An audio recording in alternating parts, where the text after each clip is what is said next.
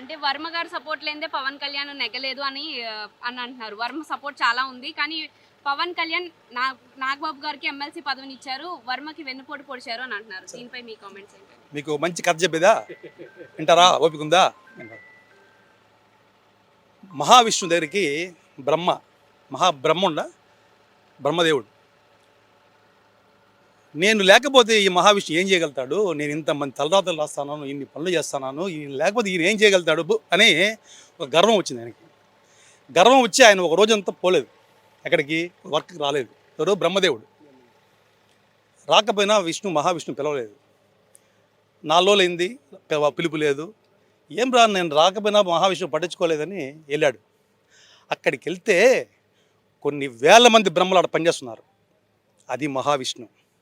కొన్ని వేల మంది బ్రహ్మలు అప్పుడు ఆయనకి కళ్ళు తెరుచుకున్నాయి. అలా కొన్ని వర్మ కాకపోతే వందల మంది వర్మలు వస్తారు పవన్ కళ్యాణ్ కోసం పనిచేసే వాళ్ళందరూ ఉన్నారు. దాంట్లో వర్మ గారు కూడా చేశారు, ఆయన భాగం కూడా చేశారు. అలా నేనే చేశాను అలా అనుకుంటే ప్రతి ఊర్లో మేము టీడీపీ చేసామమ్మా. టీడీపీకి మేము అంత కష్టపడ్డాము, ఎన్ని ఊరుకున్నామో తెలుసు, ఎన్ని సీట్లు ఊరుకున్నాం మేము కష్టపడలేదా? అది ఇది ఉమ్మడి కూటమి. కొన్ని త్యాగాలు చేయాలా, తప్పదు. అందరూ కలిసి చేశాము. కలిసి ఎందుకు? కేవలం ప్రజల కోసం, మన కోసం కాదు, మన స్వార్థం కోసం కాదు. ఎక్కడ పోయినా ఈ ప్రాబ్లం వస్తుంది కదా, ఏ ఊరి పోయినా వస్తుంది. మా తిరుపతికి వచ్చింటే మేము వెంకటేశ్వర సమానంగా గెలిచిపెట్టుకున్నాం పవన్ కళ్యాణ్ గారిని. మాకు ఆ అదృష్టం లేదు, పిఠాపురం వాసులకు ఆ అదృష్టం ఉంది.